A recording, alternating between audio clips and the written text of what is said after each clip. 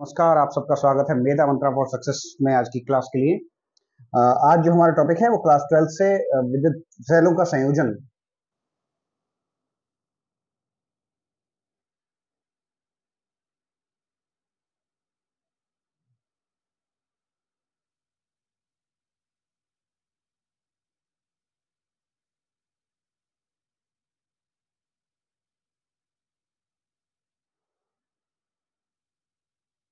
विद्युत सेलों का संयोजन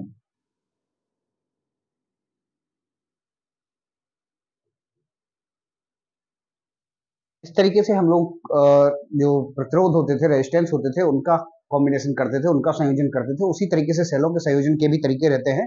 बिल्कुल उसी तरीके से हम श्रेणी क्रम में, यानी जिसको सीरीज में कह सकते हैं, या समांतर क्रम में यानी पैरेलल में, उस तरीके से इनको कनेक्ट कर सकते हैं। तो सबसे पहले हम बात करते हैं, जैसे अगर हम विद्युत सेल जो है हमारे, उन सबको हम सीरीज में यानी श्रेणी क्रम में अगर कर रहे हैं, तो पहला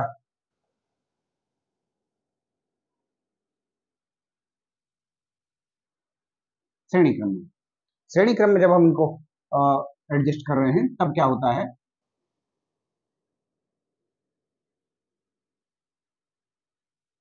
ठीक है। इस तरीके से हमने ले रखे हैं और एक कोई प्रतिरोध आर है, बाह्य प्रतिरोध, और इनमें इनके जो विद्युत वाहक बल जो है, इलेक्ट्रोमोटिव फोर्स, वो क्रमशः सभी के ई है।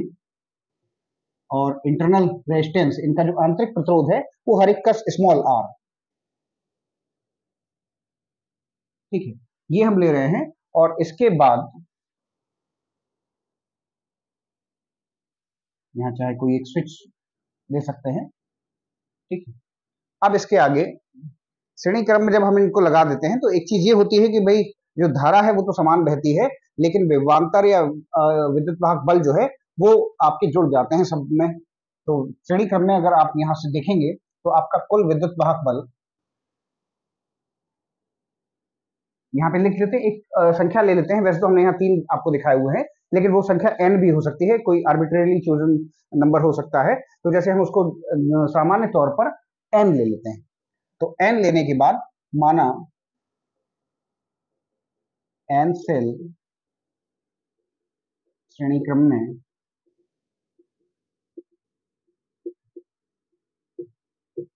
जुड़े हैं, जिनमें प्रत्येक का विद्युत वाहक बल E तथा आंतरिक प्रतिरोध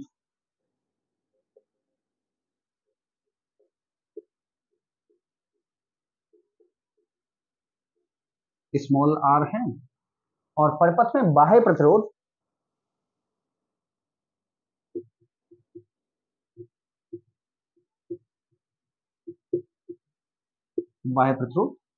कैपिटल R, ठीक है।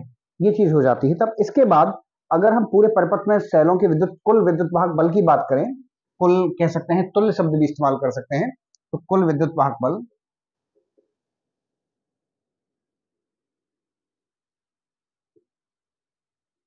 वो आपका हो जाएगा, क्योंकि हमने नंबर लिया है n, ठीक है। n सेल हमारे जो है वो कनेक्टेड है, तो वो E हर एक का है, तो मल्टीप्लाई कर दीजिए या n टाइम्स को ऐड करेंगे, n टाइम जोड़ेंगे तो भी उत्तर NE हो जाएगा। इसी प्रकार से हम अगर कुल आंतरिक प्रतिरोध की बात करेंगे,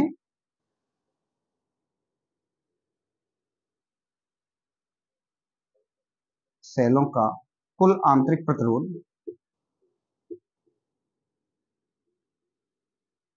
ठीक है, सेलों का कुल आंतरिक प्रतिरोध, तो वो आपका हो जाएगा एन आर। क्योंकि क्या तरीका होता है, आपको ध्यान होगा, जब भी हम प्रतिरोधों को जोड़ते हैं तो श्रेणी क्रम में सीधे सीधे उनका जो क्रम रहता है उसी क्रम में उनको जोड़ते चले जाइए, सीधा जोड़ दीजिए, कोई दिक्कत नहीं होती है। समांतर क्रम में ये होता था कि उनके व्युत्क्रमों को हम जोड़ते थे, तब जो आंसर आता था वो होता था। लेकिन जब श्रेणी क्रम में होता है तो सीधा आप जोड़ दीजिए और वही उत्तर आपका कुल या तुल्य प्रतिरोध के बराबर हो जाएगा। तो इसमें एन सेल थे हमारे, हर एक का प्रतिरोध आर था, तो कुल जो नेट हमारा आंतरिक प्रतिरोध हो जाएगा वो एन आर हो जाएगा। अब हम पूरे परिपथ की बात करते हैं, पूरे परिपथ का प्रतिरोध, क्योंकि ये तो आंतरिक प्रतिरोध की बात हो गई, हमारे पास बाह्य प्रतिरोध, ये जो कैपिटल आर है वो भी उपलब्ध है, तब क्या हो जाएगा, दोनों को जोड़ देना है कुल प्रतिरोध के लिए, एन आर प्लस आर। ठीक है, ये आपका हो गया कुल प्रतिरोध। अब हम परिपथ में बहने वाली धारा की बात कर लेते हैं। अतः परिपथ में प्रवाहित धारा, परिपथ में धारा कितनी प्रवाहित होगी, अगर हम उसका मान स्मॉल आई मानते हैं, तो स्मॉल आई जो ओम का नियम होता था वी अपॉन आर, तो वी की जगह हमारे यहाँ विद्युत वाहक बल है, और विद्युत वाहक बल हमारे पास कितना उपलब्ध है, एन ई, और कुल प्रतिरोध हमारा एन आर प्लस आर। ठीक है, तो इस तरीके से ये हमारे आई का मान आ गया, उस परिपथ में धारा का मान आ गया। लेकिन अब यहाँ कुछ चीजें समझने वाली हैं कि क्या परिस्थितियां हो सकती हैं अगर एक तरीके से हम ये मानकर चलते हैं भाई कि जो आंतरिक प्रतिरोध है वो बहुत छोटा मान है, और छोटा मान हो जाने का मतलब ये होता है कि अगर देखिए जैसे 0.1 है और फिर उसको 0.001 या इस तरीके के मान है, और फिर अगर उसको किसी संख्या से गुणा भी करते हैं तो बहुत बड़ा फर्क नहीं आता है। तो वो चीज यहाँ क्या परिस्थितियां हो सकती हैं वो दिखाते हैं, देखते हैं। तो यदि तो एनआर का ही पूरे का ही मान हम मान लेते हैं कि अगर वो बहुत छोटा है, NR is very very less than to capital R, यानी आंतरिक प्रतिरोध जो कुल हमारा है वो बाह्य प्रतिरोध की तुलना में बहुत ही कम है, तो उस स्थिति में क्या हो सकता है कि हम उसको नगण्य कंसीडर करें, नेग्लिजिबल मान लें और उसको हम छोड़ दें। अब छोड़ देंगे तब I N E upon R, यानी एक तरीके से इसको N dot E over R, ठीक है, इस तरीके से लिख सकते हैं। तो अब आप देख रहे हो कि ई बटा आर तो जो है वो हमारा क्या होता है, विद्युत वाहक बल है एक सेल का, और ये प्रतिरोध है। तो इन दोनों का से जो भी मान निकल कर आया एक सेल में बहने वाले धारा का, और उसको अगर एन टाइम्स यानी एन सेल हमने जोड़े हुए हैं तो वो एन टाइम हो रहा है, तो इसका मतलब क्या है कि एक तरीके से धारा का मान यहाँ अधिकतम हमें मिल रहा है। तो सीधी बात ये हम कह सकते हैं कि जब भी सेलों का आंतरिक प्रतिरोध अगर बहुत कम है, तो उस स्थिति में आप अगर उनको श्रेणी क्रम में जोड़ते हैं तो आपको मैक्सिमम धारा यानी मैक्सिमम करंट मिलता है, अधिकतम धारा आप प्रवाहित कर पाते हैं, प्राप्त कर पाते हैं। तो इसलिए इस तरीके के संयोजन के लिए श्रेणी क्रम उत्तम विकल्प है।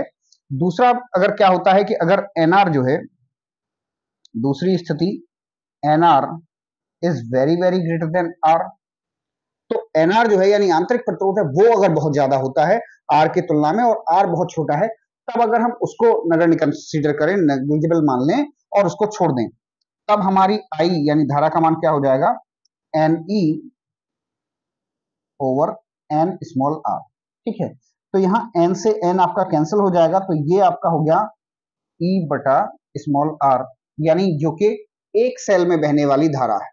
तो सीधी बात यह है कि जो एक साल सेल जो आपको धारा प्रवाहित करके दे पा रहा है, केवल वही मान मिलता है आपको अगर आंतरिक प्रतिरोध आपका बहुत ज्यादा है। तो अगर आंतरिक प्रतिरोध बहुत ज्यादा है और उस स्थिति में अगर आप श्रेणी क्रम में जोड़ते हैं, तो वो एक सेल लगाइए या आप बहुत सारे सेल लगा दीजिए, फिर उससे कोई फर्क नहीं पड़ने वाला है। आप केवल क्या करते हैं कि मतलब गिनती बढ़ाते रहिए, मान आपको धारा का मान बहुत ज्यादा अंतर नहीं आप प्राप्त कर पाएंगे, तो उसमें आपको कोई लाभ नहीं है श्रेणी क्रम में जोड़ने से। ठीक है, तो विशेष बात है, ये तो मान आसानी से आ ही गया था, बस केवल जो ध्यान रखने वाली विशेष बात है वो क्या है कि श्रेणी क्रम में अगर आंतरिक प्रतिरोध बहुत कम है तो वो अधिकतम धारा का मान मिलता है, और अगर आंतरिक प्रतिरोध बहुत ज्यादा है तो धारा का मान न्यूनतम एक तरीके से कह सकते हैं, तो भी गलत नहीं है कि बहुत कम मिलता है तो कोई विशेष लाभ नहीं होता है। अब हमारी दूसरी स्थिति, ठीक है, दूसरी स्थिति क्या है, अगर हम सेलों का संयोजन समांतर क्रम में करते हैं तब।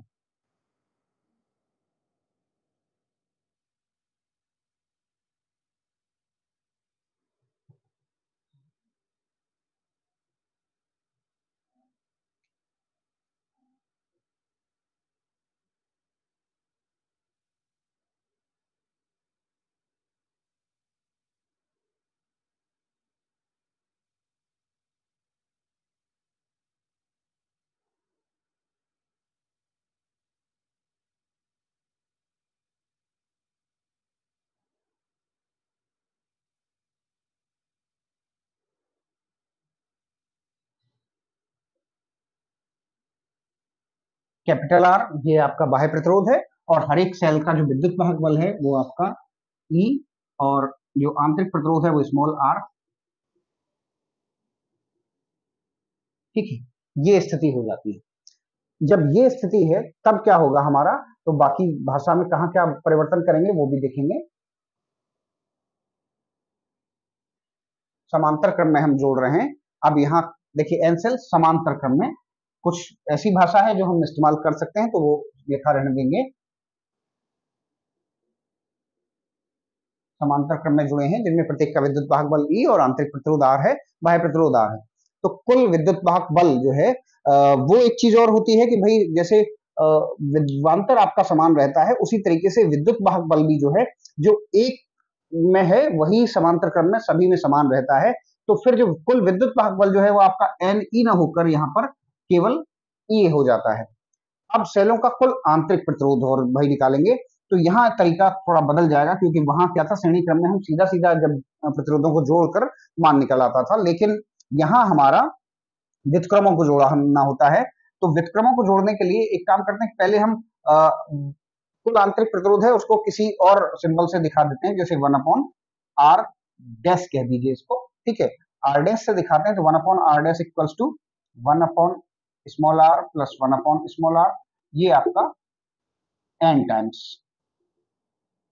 ठीक है, n बार आया, तो n बार आने से वो 1/r प्लस 1/r है, और n बार है तो n/r हो जाएगा। ठीक है, ये हो गया। लेकिन ये 1/r डैश का मान है। अगर हम यहां से r डैश का मान निकालते हैं, थोड़ा सा यहां से परिवर्तन अब होगा ही काफी, तो इसे हटा देते हैं। ये स्थितियां हो गई हमारी, कुल आंतरिक प्रतिरोध निकाल रहे हैं तो 1/r डैश इक्वल्स टू ये निकल कर आ रहा है, तो r डैश का मान जो है वो हमारे लिए हो जाएगा, उसका भी क्योंकि हमने इधर व्युत्क्रम किया हुआ है बाएं पक्ष में, दाएं पक्ष में भी कर दीजिए, तो वो r/n। ठीक है, तो अब परिपथ का कुल प्रतिरोध,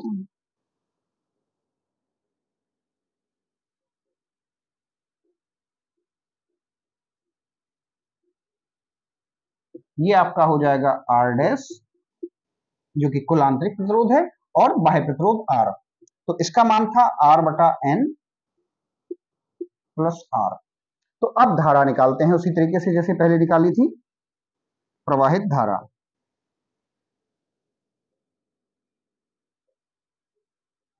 परिपथ में प्रवाहित धारा,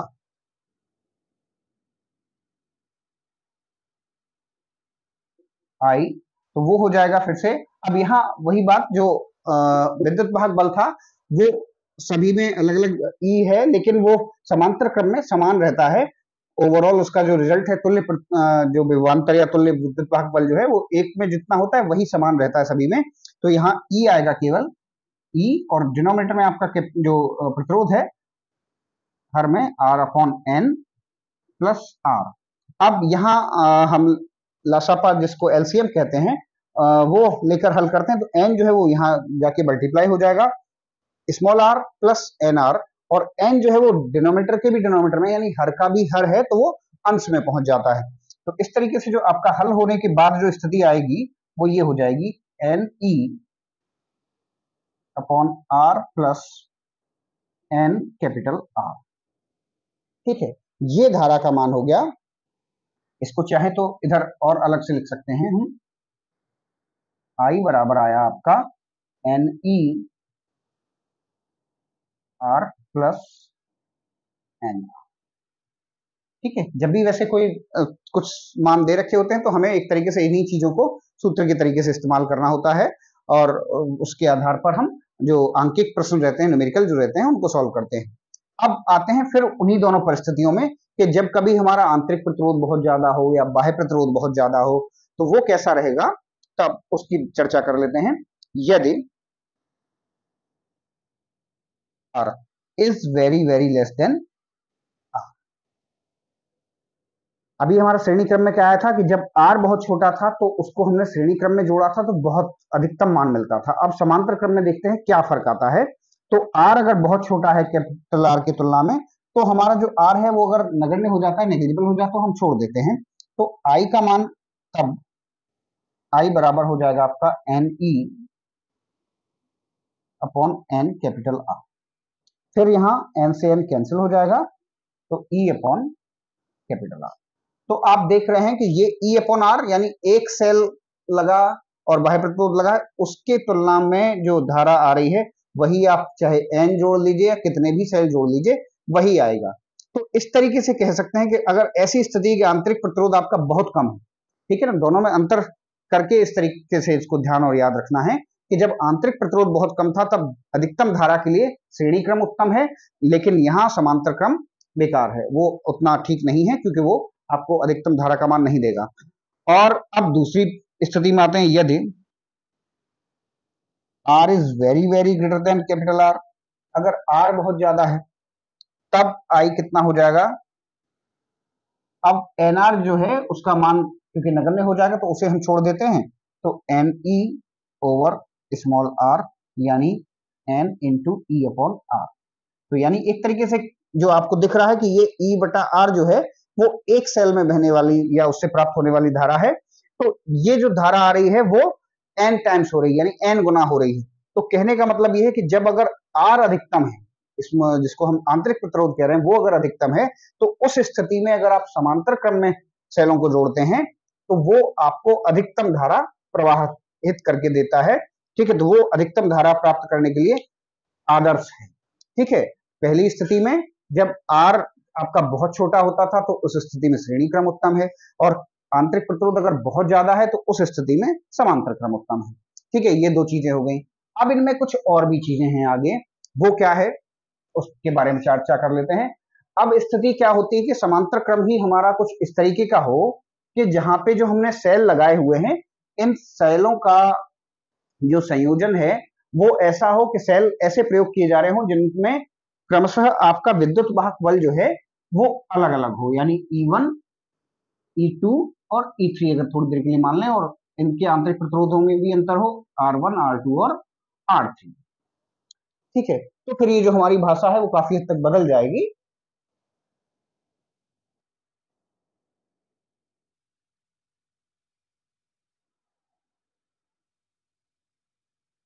ठीक है, माना n सेल समांतर क्रम में जुड़े हैं,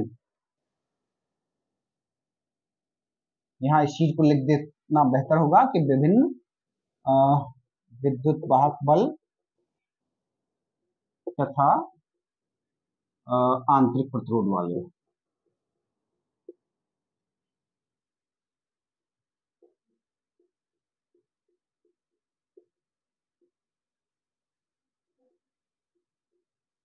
ठीक है, विभिन्न विद्युत वाहक बल और विभिन्न आंतरिक प्रतिरोध वाले जब सेल जोड़ रहे हैं तब की बात कर रहे हैं कि माना n सेल समांतर क्रम में जुड़े हैं जिनमें प्रत्येक का विद्युत वाहक बल क्रमशः आप E1, E2 और इस तरीके से En तक कर दीजिए। फिर या फिलहाल थोड़ी देर के लिए अभी जैसे चलिए लिखा रहने दीजिए, कोई समस्या नहीं है। तो जिनमें से प्रत्येक का विद्युत वाहक बल E1, E2 या थोड़ी देर के लिए यहाँ चलो 3 ही लिख लेते हैं हम कि 3 सेल समांतर क्रम में जुड़े हैं जिनमें E1, E2 और E3। ठीक, आंतरिक प्रतिरोध ये भी R1, R2 और R3 हो जाएंगे, और बाह्य प्रतिरोध एक ही है हमारा R, वही रखते हैं, ठीक है। तब इस स्थिति में क्या होगा भाई कि अब जो हमारा विद्युत वाहक ये जो बल है, क्योंकि उसमें वैसे जब समान था तब तो कोई दिक्कत नहीं थी भाई, हमने एक ही कह दिया था, लेकिन अब हम यहाँ क्या करें, तो जैसे इसमें आगे हम उसके बारे में भी डिस्कस करेंगे, हालांकि अगली क्लास में किरचॉफ का नियम जो है वो एप्लीकेबल हो जाएगा, किरचॉफ नियम लग जाएगा। किरचॉफ नियम क्या होता है, दो नियम होते हैं, एक तो संधि नियम धारा के लिए होता है और दूसरा विद्युत वाहक बल और विभव के लिए रहता है। तो ये चीज है, तो यहाँ जो हमारा दूसरा नियम है जिसको पास नियम या बंद पास नियम कह देते हैं, लूप नियम भी कह देते हैं, वो हमारा लग जाएगा। तो वो क्या होता है कि अगर किसी एक बंद पास में जो भी धारा है और उसके संगत जो भी प्रतिरोध हैं उनका गुणनफल, और जो भी गुणनफल है विभिन्न खंड हैं, अगर मान लीजिए 2-3 खंड हैं तो उन सबके खंडों का धारा, सब प्रत्येक में बहने वाली धारा और प्रत्येक में होने वाले आपके प्रतिरोध जो भी हैं उनका गुणनफल वहां उस पर जो बंद पास है उसके कुल विद्युत वाहक बल के बराबर होगा, ठीक है, तो ये स्थिति होगी, तो यहां उसी का इस्तेमाल करना है।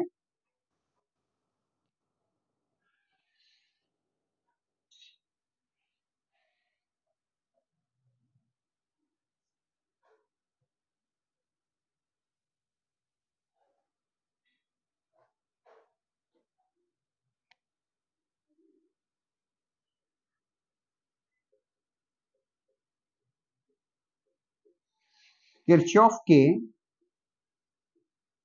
लूप नियम से, ठीक है।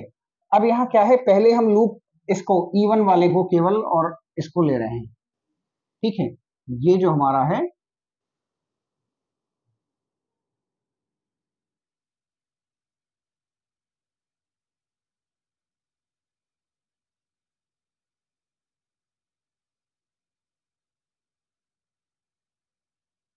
तो पहले हम एक जो लूप ले रहे हैं वो केवल ये इस तरीके से, बस केवल अगर ये जो लूप ले रहे हैं तो उस स्थिति में क्या होगा लूप नियम से कि आई जो हमारा बाह्य प्रतिरोध है उसमें जो पूरे परपथ में धारा एक बह रही है वही धारा आएगी यहाँ पर, तो वो आई आर हो जाएगा।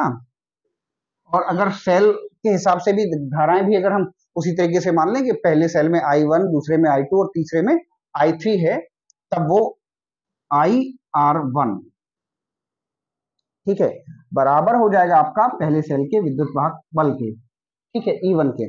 तो उस स्थिति में क्या होगा, यहां से अगर हम क्या करते हैं, I1 R1 का मान, I1 R1 है, तो I1 का मान अगर निकालें, I1 R1 बराबर हो जाएगा E1 माइनस IR, तो I1 का मान E1 minus I capital R upon small r, ठीक है, ये हो जाएगा। तो इसी तरीके से बाकी के जो 3 सेल हैं हमारे, तो क्रमशः वो क्या हो जाएंगे, इसी प्रकार करके लिख देते हैं। फिर करना यही है कि अब की बार जो लूप लेंगे वो इस तरीके से E2 वाला ले लेंगे और फिर अगली बार तीसरा ये वाला लूप ले लेंगे, तो स्थितियां सब में वही रहेंगी, उसी तरीके से सभी में मान आएंगे।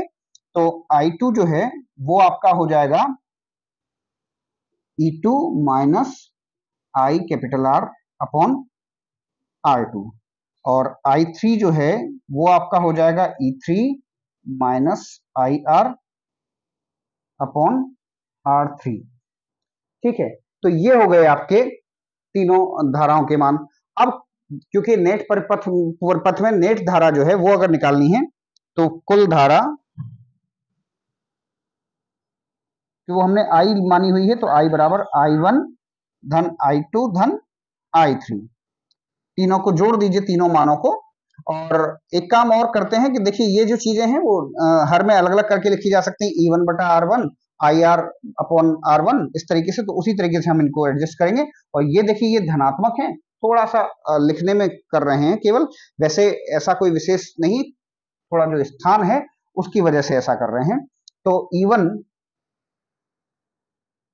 बटा R1 प्लस E2 बटा R2 और धन E3 बटा R3, ये सारे तीनों मान धनात्मक हैं, तो ये पहले लिख लिए।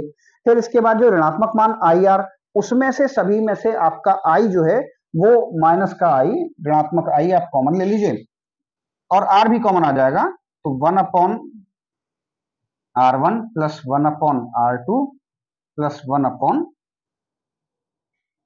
R3, ठीक है, ये हो गया भाई। ये I1 plus I2 plus I3, या फिर सीधा कहें I का मान है वो हम निकाल रहे हैं। अब जब हमें I का मान निकालना है तो आप देख रहे हैं बाएं पक्ष में भी I है और इधर दाएं पक्ष में भी IR है, तो एक काम क्या करना चाहिए, हमें जिस चीज का मान निकालना होता है वो एक ही तरफ हो, तो इसीलिए हम उनको एक ही तरफ कर लेते हैं। तो I माइनस की जगह उधर जाके ये धनात्मक हो जाएगा IR, ठीक है भाई। अब जो धनात्मक हो गया और ये जो सारे गुणा हो रहे हैं इसके साथ पद वो दिए जाएंगे R2 प्लस 1 अपॉन R3, ठीक है। तो फिर ये बराबर में आपका रह गया केवल E1 बटा R1 प्लस E2 बटा R2 प्लस E3 बटा R3, ठीक है, ये हो गया। अब I का मान निकालना है तो इन दोनों में से भी I कॉमन ले लीजिए। I कॉमन लेने के बाद इधर क्या स्थिति बनेगी,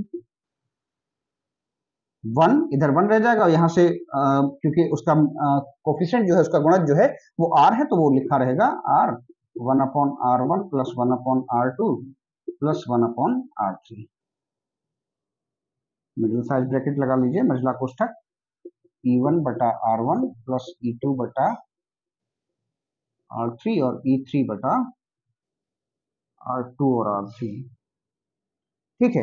अब i का मान निकालना है, तो उसके साथ जो भी चीज यहाँ गुणा हो रही है उसको पक्षांतर कर दीजिए, यानी ट्रांसपोज कर दीजिए, तो i का मान निकल आएगा आपका। तो i बराबर हो गया आपका, ये चीज अंश में रहेगी, E1/r1 plus E2/r2 plus E3/r3, और नीचे अंश वो हर में रहेगा आपका 1 प्लस, ये चीज इस तरीके से लगाना है, 1 plus r 1/r2 plus 1/r3। ठीक है, ये हो गया। तो वैसे तो हमारा काम यही हो गया है, लेकिन अगर इसी चीज को हम ऐसे मानकर चलें कि i का मान n सेलों के लिए,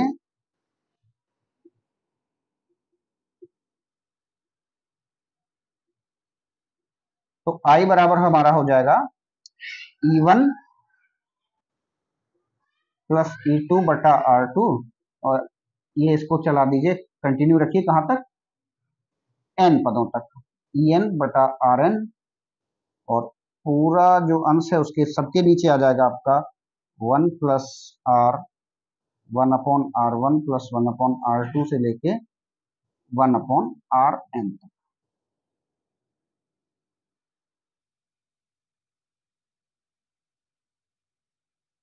ठीक है, तो ये किया है, जरा एक बार फिर से समझ लीजिए कि क्या किया गया है।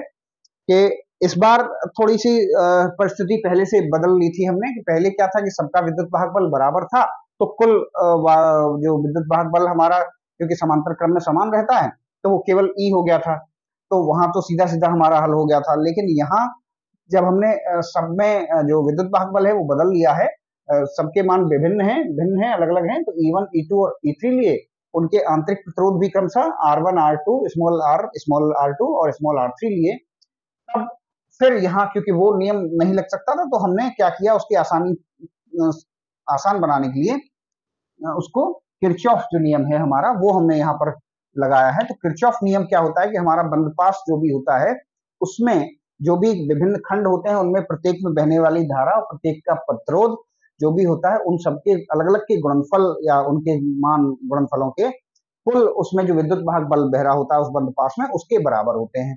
तो वहां जो हमने जो परिपथ ये वाला लिया था पहले, ठीक है, तो इसमें बाह्य प्रतिरोध के संगत धारा आई है, तो आई कैपिटल आर प्लस I1R1 बराबर E1। ठीक है, फिर यहां से I1 का मान निकालने का काम किया हमने, I1 निकाल लिया, तो जैसा I1 आया है उसी तरीके से दूसरे सेल के लिए I2 हो जाएगा, तीसरे के लिए I3 हो जाएगा, वो हमने निकाल लिए। अब जब तीनों धाराएं संगत निकालनी है, फिर वहां से कुल धारा हमें परिपथ की निकालनी थी, तो सबके लिए हमने जोड़ दिया है। तो सबको जोड़ने से जो, फिर जोड़ने से सीधी बात यह है कि जो I1 plus I2 plus I3 का मान I रखा, और क्योंकि इस तरफ भी हमारा I आ रहा था, तो वो I वाले जो पद थे वो सारे हमने एक तरफ इकट्ठा किए, एक तरफ एडजस्ट किए हैं। फिर उसके बाद तो जो भी उसका गुणज बना है उसको दूसरी तरफ ले जाकर भाग कर दिया है, बस इतना काम किया है। और यही चीज क्योंकि 3 सेलों के लिए किया है, फिर बाद में अगर n सेल या जो भी संख्या हो सकती है, जो भी आपके प्रश्न में दी गई हो या जो कहीं जैसी भी हो, उसके आधार पर हम इसको आगे कर सकते हैं, बढ़ा सकते हैं। ठीक है, उसमें मान रख देने हैं, हमारा जो धारा है विद्युत धारा का मान निकल आएगा। ठीक है, अब एक स्थिति इसमें और भी है, मिश्रित क्रम। अब मिश्रित क्रम कैसा रहता है उसके बारे में चर्चा कर लेते हैं।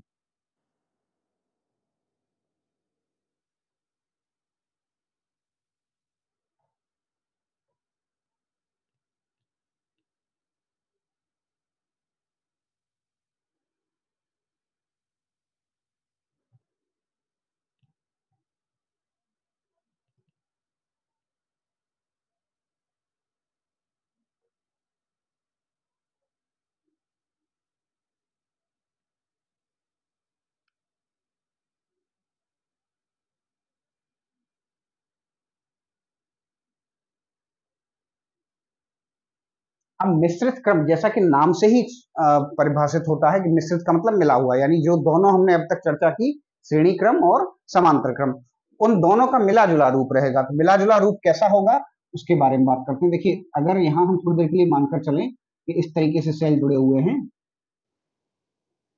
तो ये कुल n सेल एक लाइन में या एक पंक्ति में कहें n सेल हैं, और इस तरीके की जो पंक्तियां हैं हमारे पास,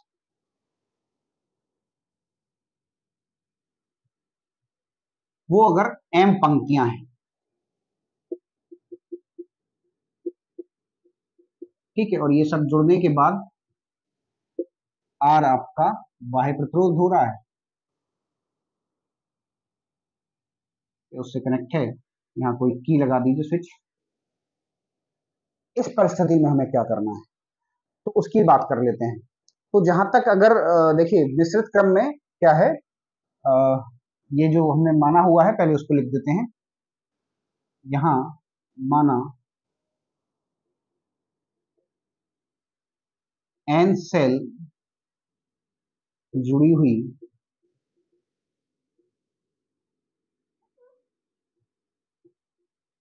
m पंक्तियां हैं,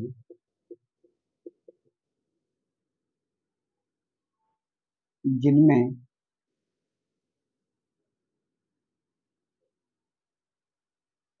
प्रत्येक सेल का विद्युत वाहक बल E तथा आंतरिक प्रतिरोध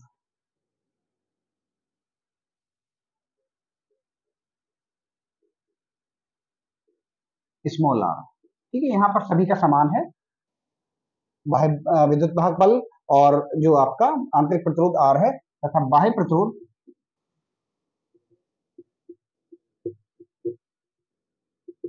कैपिटल R, ठीक है, ये चीज। अब इसमें क्या करना है भाई, तो इसमें भी फिर वही बात कि हमारा जो सेल है जो एक पंक्ति में होगा वही, क्योंकि सारे समांतर क्रम में है, फिर तो उसमें समस्या नहीं है हमारी, विद्युत वाहक बल सब में जो एक पंक्ति का होगा वही सभी का हो जाएगा। तो तुल्य विद्युत वाहक बल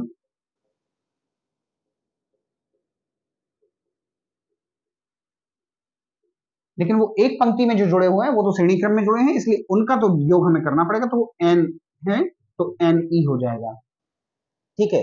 इसी प्रकार से अगर हम बात करते हैं किसकी, प्रतिरोध की, तो प्रतिरोध एक पंक्ति का तो n स्मॉल r हो जाएगा, ठीक है, लेकिन फिर वो समांतर क्रम में जुड़े हुए हैं तो उनका निकाल लेना है तुल्य, हमें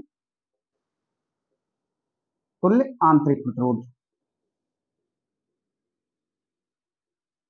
ये जब हल करेंगे तो फिर से वही 1/r डैश ले लीजिए, तो ये nr अपॉन nr हो जाएगा, प्लस 1/nr, और ये m पद, ठीक है, m पद है तो m upon n upon r हो जाएगा। तो फिर जब रेसिप्रोकल करेंगे, व्युत्क्रम करेंगे, तो r डैश का मान जो आ जाएगा वो आपका हो जाएगा यहाँ से m बटा nr आएगा आपका, ठीक है, nr ऊपर आ जाएगा तो nr बटा m, ठीक है, ये आपका तुल्य प्रतिरोध हो गया, तुल्य आंतरिक प्रतिरोध केवल। अब कुल प्रतिरोध या कुल शब्द यहां लिखिए, तुल्य यहां लिख लेते हैं, कुल आंतरिक प्रतिरोध और यहां तुल्य प्रतिरोध, ये आपका r डैश प्लस r, तो ये nr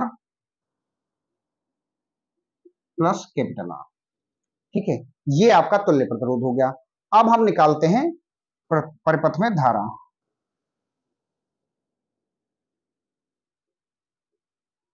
तो ये I बराबर फिर जो आपका विद्युत वाहक बल है Ne बटा Nr प्लस कैपिटल, तो जैसे पहले हल किया था उसी तरीके से यहाँ एलसीएम लेके लासा लेके m जो है वो इससे गुणा हो जाएगा, और फिर उसके बाद वो हर का भी हर है तो ऊपर जाके अंश में गुणा हो जाएगा, तो I का मान यहां से आ जाएगा आपका m Ne over Nr plus m capital R, ठीक है, ये चीज हो गई। अब एक चीज जरा थोड़ी सी यहां से हम देखते हैं, कि जैसे किसी चीज का मान अगर इसका एनआर और एमआर का निकालना है तो इसका एक तरीका ये भी हो सकता है कि इसको NR plus M capital R को हम ऐसे करके लिख दें under root NR minus under root M capital R का वर्क कर दें। तो वर्क कर देने पर ये मान तो आएंगे ही, साथ के साथ A square plus B square minus 2ab, तो माइनस 2ab आएगा। अब जो माइनस 2ab आएगा उसको रिप्लेस करने के लिए या उसको खत्म करने के लिए अगर हम इसमें प्लस 2ab कर दें, यानी 2 और अंडर रूट के अंदर N R M capital R, ये चीज अगर इसके मान में जोड़ दें तो हल होने के बाद हमारा यही समीकरण आ जाएगा, यही चीज आ जाएगी। तो इसको बदल के यहां ऐसा रख लेते हैं, तो M N E upon minus under root M R capital R इसका वर्ग minus plus 2 M N R capital R, ये मान हो गया। अब जब भी एक चीज होती है तो ये होता है कि भाई जिस किसी धारा या किसी भी चीज का मान अगर निकालना होता है तो उसमें जो भी अंश में मान होते हैं तो उनके तो वो सीधा सीधा अनुक्रमानुपाती होता है, कोई भी राशि होती है, और जो आपका हर में जो राशि होती है उसके व्युत्क्रमानुपाती होती है। व्युत्क्रमानुपाती का मतलब है कि अगर उसका मान अधिकतम रहेगा तो उस राशि का मान कम होता रहेगा या कम होगा। इसलिए अगर हमें अधिकतम धारा प्राप्त करनी है, अधिकतम धारा के लिए क्या होना चाहिए, हमारा जो हर है वो कम से कम होना चाहिए, ठीक है। तो अब जो हमारा ये चीज है, तो ये तो जब इनमें कोई भी मान छोटे होंगे तो उसका भी अंडर रूट है तो वो अपने आप से छोटा होता चला जाएगा। यहाँ की अगर बात करते हैं तो केवल सब कुछ डिपेंड करेगा इस मान पर कि ये जो है हमारा वर्ग वाला मान है कि अगर ये ऐसा होता है तब इस स्थिति में क्या होगा। तो अगर हम ये मानकर चलें कि वो तो वहां अपना कोई भी मान जो भी होगा जैसा भी दे वो अलग चीज है, नेग्लिजिबल हो जाएगा, लेकिन ये इसका क्या किया जाए, तो इसका क्योंकि एक तो ये वर्ग हमने दिखाया है तो वर्ग दिखाने का पर्पज ही एक तो ये है कि वैसे तो कोई दिक्कत नहीं थी, हम यहाँ से भी सीधे सीधे इसको दिखा सकते थे तो मान ऋणात्मक आता, लेकिन ऋणात्मक मान के हटाने के लिए ही कहिए ये सारा काम जो हमने जद्दोजहद की है वो की है कि मतलब इसको इस तरीके से दिखाया है कि जिससे आपको ये लगे सीधा सीधा कि ये भाई ऋणात्मक वाला क्यों हम चक्कर में नहीं पड़े हैं। तो ये बात हमें करनी है कि ऋणात्मक ना हो, इसलिए हमने वर्ग के आधार पर दिखा दिया। तो अधिकतम धारा के लिए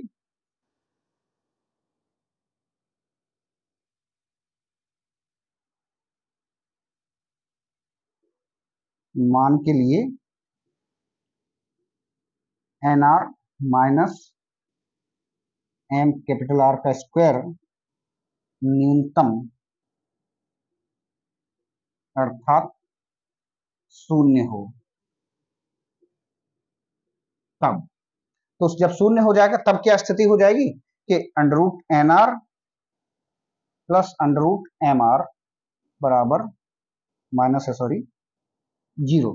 अब पक्षांतर कर दीजिए, दोनों चीजों को अलग अलग कर लीजिए और चलो पहले लिख लेते हैं अंडर रूट एन आर बराबर अंडर रूट एन आर वाला जो पद है वो हम मान लीजिए इधर रखते हैं और इधर आपका एन आर। फिर दोनों तरफ ऐसे भी कह सकते हैं कि वर्ग कर देने पर या वर्गमूल हटा देने पर तब स्थिति क्या बनेगी, तो यहां से हमारा जो आर है वो एम आर बराबर एन आर आएगा। हम सीधा सीधा आर का मान निकाल रहे हैं तो आर का मान आता है आपका एन आर